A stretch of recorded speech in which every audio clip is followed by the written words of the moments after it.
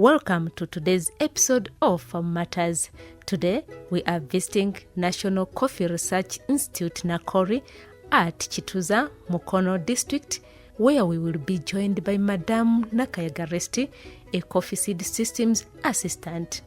She'll guide us through the entire journey of coffee seed production from propagation to seedling and management.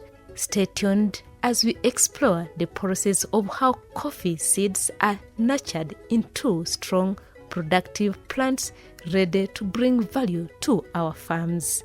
You're most welcome to NARO, National Coffee Research Institute at Chituza. My name is Nakayagaresti, a coffee seed systems assistant here at Nakori. Nakori, we are doing research in coffee from seed production up to value addition. And here I'm going to take you through the seed production. So far, research has been done and we have 10 Robusta coffee lines that have been released. And outside, people call them the KR lines. These lines are resistant to coffee wilt disease. That's why they are called coffee wilt resistant lines. So far we have 10 and we are producing materials from 1 up to 10.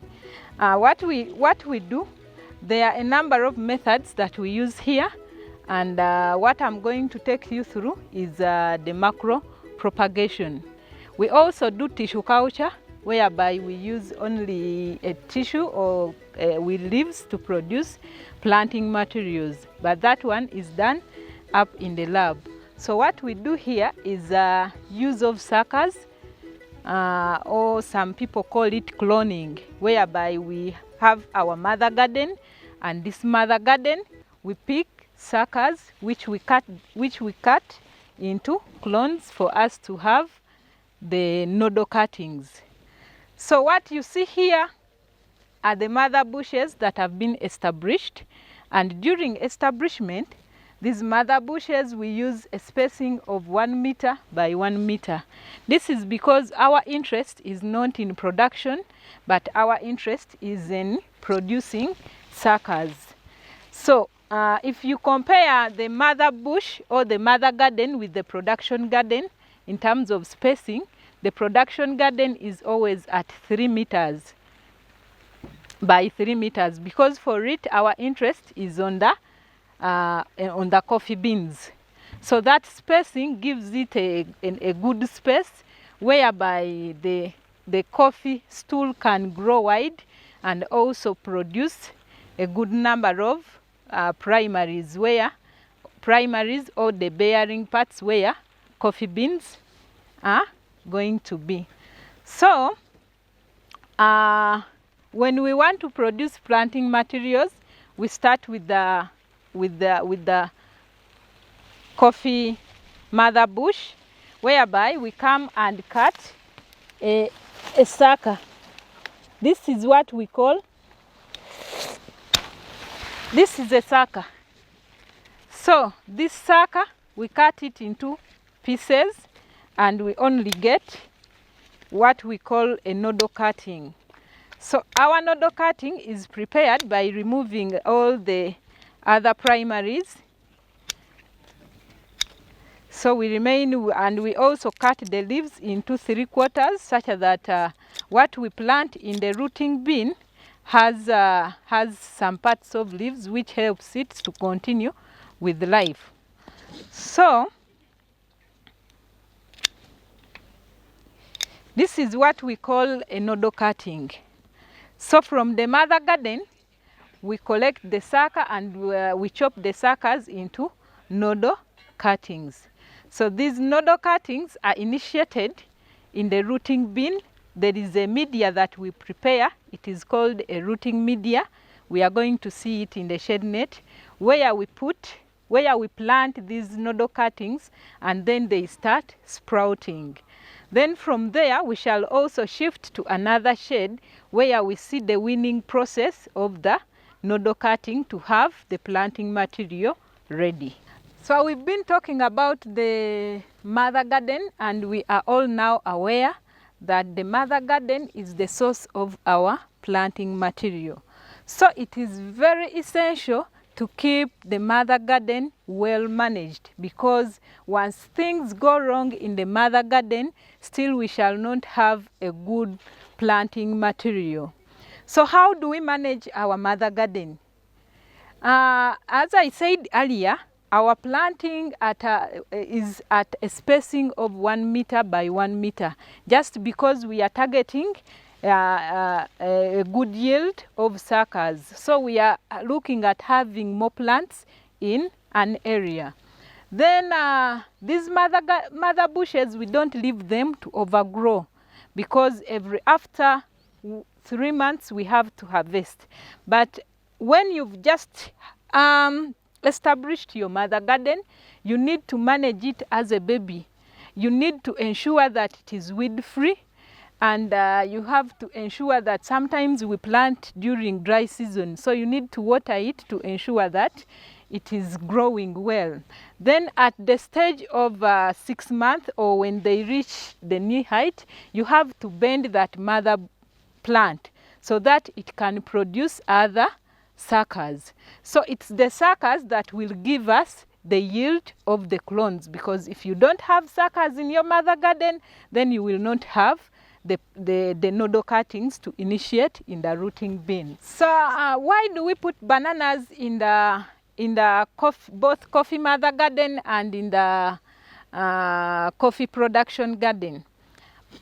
As sometimes when we are establishing our gardens, you can find that the land is too bare and it has no shade trees.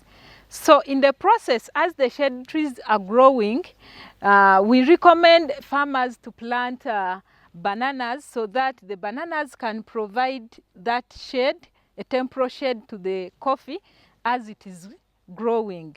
Coffee is a plant which needs also shade, though overshading is also not good for it. So we normally recommend a 20 by 20 feet spacing of bananas in both mother garden and production garden of the coffee. Besides giving a shade to the coffee, you know, when you establish a coffee garden, you take like 2 years when you've not harvested anything from it. So the bananas can give you a quicker returns as you're waiting for coffee to provide you with income. Yes, in the mother garden we have different lines, and to the nursery operators who are producing coffee planting materials, we always make sure that their mother gardens are marked, are identified. So we don't want to find a mother garden that is mixed up. In coffee production, I said so far, Nakori has released 10 lines, and all these lines are out with the nursery operators. So in the mother garden, we make it clear that if this is a block for KR8, it is KR8. If this is a block for KR1, it is KR1. It is not mixed up. However, if a farmer is taking coffee for a production garden, we recommend that that farmer has more than 3 lines, coffee lines in his garden, just because coffee is self-sterile. So one line depends on the other to produce for the fertilization to happen. That's why for some farmers who planted, who go to the nursery operator and say, we want Robusta KR3. If you order for one line only, you will find that most of your coffee flowers are bought. They don't go up to the pinhead. They don't produce beans, because it is what? It is one line. So we recommend that a farmer takes more than 3 lines, plants more than 3 lines in the garden. However, For the nursery operators, we need the nursery operator to separate those lines because you don't know the customer you will receive. Today you can get a farmer who is going to produce who is going to establish a production garden, then the next day you receive one who is going to establish a mother garden. And it is recommended that you plant the lines separately. With coffee, one line blends another. They have different yields, and they have almost the same resistance capacity to coffee wilt disease. However, their cap test is different. So that's why we recommend having many, because one line blends another in the coffee test, in the cap test. Yes. So far, we call them the old clones, that is KR1 up to KR7, and the most recently released are the KR8, 9, and 10. And KR stands for Chituza Robusta. First, what we emphasize, because the main challenge that farmers have when they come here, when they get information about these different varieties, they get to know which one yields faster. Like I said, KR3, it's the most high yielding. And most of them, when they go to buy seedlings, they ask for KR3. So what we emphasize most during the farm clinic is the mixing of those lines. Because today a farmer comes, buy KR3, goes, plant it alone. The first season the farmer gets the yield, the second season the yield drops drastically. So the farmer comes back blaming us, yet he didn't do the right thing. So the first thing we do is to inform them about the coffee sterility, which requires mixing of different lines. But we also emphasize the good management practices, because some farmers, for them, they think I can go plant. They have told me this variety gives a yield of 4.9 per hectare, and he expects to get that without putting in. So we emphasize on the good management practices for the coffee, which includes spacing, fertilization, water management in your field, and planting, stamping, then control of pests and diseases. The most current disease is now red blister, and here at Chituza we are doing research about how it can be controlled. The results are not yet out. However, farmers are trying, we are encouraging farmers to fertilize their garden, because this coffee can outgrow it. It normally attacks the beans. They appear as if they are burnt, and it affects the quality of the bean. So we tell the farmers to always ensure that their farms are fertilized, as in they are fertile. They put manure and fertilizers so that the coffee can outgrow it. However, research will be giving us results soon on how we can control the red blister. Maybe if we go to the pest, it is the black coffee twig borer, which is mainly affecting coffee. That twig borer attacks, it's a black insect, it attacks the twigs or the bearing parts of the coffee. It enters inside and cuts off the transfer of nutrients and water to the coffee. So what we do, we use integrated pest management, which includes, which looks at mainly proper management of the field. And there we emphasize farmers to do pruning and also look at the shade trees they have in their gardens. Some shade trees transfer or harbors those the coffee twig borer. For example, if you have an avocado within your garden, if you have musizi, if you have musambia in your garden, just be sure it will be hard for you to chase out the coffee twig borer. And we also recommend better shade trees, that is the Albizia coriaria, our local mugavu, and the mutuba. They are good for fertilizing the soil. They provide the required shade, and also they don't harbor that BCTB. I think those are the mainly two, one pest and one disease that mainly affect the coffee. The challenges will be reduced. Actually, with the BCTB, there is a trap that was developed by Nakori, and farmers are giving us good feedback that it has worked for them. That trap uses local material. It is, we make it using local waraji or ethanol, and these plastic bottles. You just cut, go and tie it in your garden. Then the pest will be trapped within that bottle. Then you just keep changing.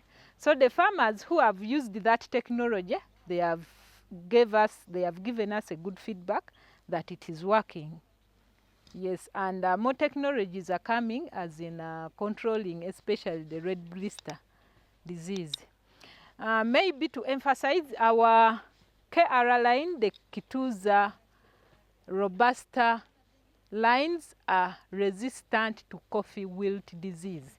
So we don't expect as in feedback on, actually we've not yet got any feedback saying that our coffee lines have been succumbed.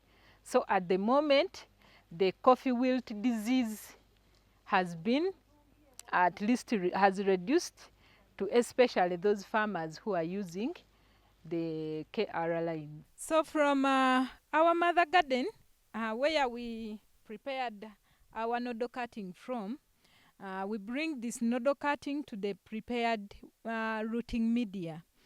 A rooting media is prepared by mixing soil. We normally use forest soil because of its nutrients, high nutrients, and also remember, if you collect it from the forest, at least it has less pests and diseases, because forest most of the times reserved and no farming is taking place on that soil. So we get our forest soil and we mix it with sand and sawdust. Some nursery operators do direct planting. However, for us here, we use rooting bins. So the ratio of mixing that media is 3:1:1. What do I mean? If you have 3 wheelbarrows of forest soil, you add 1 wheelbarrow of sand and 1 wheelbarrow of sawdust. The sawdust is to give the media the aeration, that spongy feeling. We all know that if you soak a sponge in water, it holds water for more time. That's why we use the sawdust. We put sand so that the soil the media can be porous enough. It can allow root penetration and also movement of water within. So we add the forest soil because of the advantages I said earlier. It is normally having less pests and also it has high nutrient content, and it also has less weed seeds. So after mixing our media, we put it in our prepared rooting bin. Sometimes we construct the rooting bins and they are permanent, and sometimes we use these bricks, as everyone can see. We put our bricks 1 meter wide and probably 5 meters long. We make it 1 meter wide because we want someone who is going to manage that rooting bin to have access to at least all the nodo cuttings that have been put there. We don't make it too much wide because some plants in the middle may not be worked on if the person can't stretch and reach there. So after filling our rooting bin with the media, maybe sometimes you need to mix a fungicide with the pesticide, and then you spray as you're mixing your media, in that in case there is any fungal spore that is in that media, it is killed. Because these nodal cuttings, yes, they look a bit mature, but they are not. They can easily be affected. So we use a rooting media. We dip this cutting in the rooting media. Here we use Rutex, but some nursery operators use Celadex. Celadex for semi-wood can also work very well. So we dip the nodal cutting in the rooting media, and then we plant in our rooting bin that we have prepared, as you can see here. We don't, after 2 to 3 months, you will find that the nodal cuttings have sprouted and they have leaves. Maybe just to take you back small, after planting, we normally cover with the transparent plastic sheet. This transparent plastic sheet is to help us have the required humidity within the rooting bin, so that the nodal cuttings do not lose too much water. And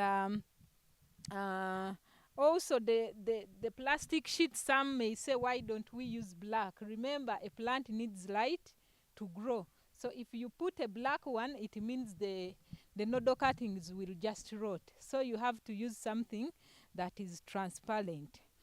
So as when you're managing your rooting bin, we look at watering. This water that we put when we have put the nodal cutting may not take them through until when they develop roots. So we have to do regular checks to see that there is dew. There is dew on the plastic sheet, and once you don't see dew there, it means that the media is dry. So you come and open and add water. Sometimes you can find when there are weeds, you have to open and remove the weeds. Sometimes you can find some nursery operators don't treat their media very well. You find when there is a fungal development coming in, so you have to remove. You put a fungicide, and if there is a pest, you put a pesticide to control the spread to other plants. So as these nodal cuttings are growing, they will start touching on the plastic sheet, and once the plastic sheet is not raised, you will find burns on the what? On the leaves. If I don't know whether you can see this. Something of this. Some nursery operators come thinking that it is a what? It is disease. No, it's not a disease. We use what is required is just to raise the plastic sheet so that the nodal cuttings can continue growing. During management, sometimes the nodal cuttings grow and the leaves start touching on the plastic sheet. This causes burns on the leaves if it's not well managed, and some nursery operators think that it is a disease. So once you see that the leaves are touching on the once you see that the leaves are touching on the plastic sheet, you have to use a dome-shaped material. Here we use these wires. They are normally used by builders, I think. But some other nursery operators have some sticks that they use that can make a dome-shaped material to raise the plastic sheet so that the leaves are not touching on the plastic sheet. So within 2.5 to 3 months, we shall have our nodal cuttings have roots. And here we transfer them to the pots. The pots are normally having another media. Remember, at first we used soil, forest soil, sand, and sawdust. And now in our winning media, so the process of removing this and putting it in the pot is called the winning. So we are going now to talk more about winning. When our nodo cuttings mature or get leaves and roots from the rooting bin, we transfer them to the winning media. The winning media is always put in a polypot. This is the polypot. It is 4 by 7 inch. So this polypot has holes, if you can see them very well. So once you put a winning media, we are sure that water can go through very well. So we get our rooted cutting, and then we put it in the winning media that is put in the polypot. Before we put this rooted cutting, we make a hole in the middle so that we don't over squeeze these roots, over damage, bruise them as you're fixing it there.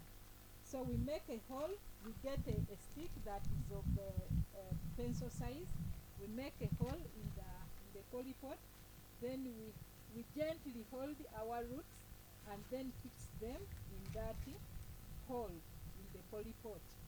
So we fix it very well, and then we go and arrange our polypots in the rows, just like the way you're seeing here.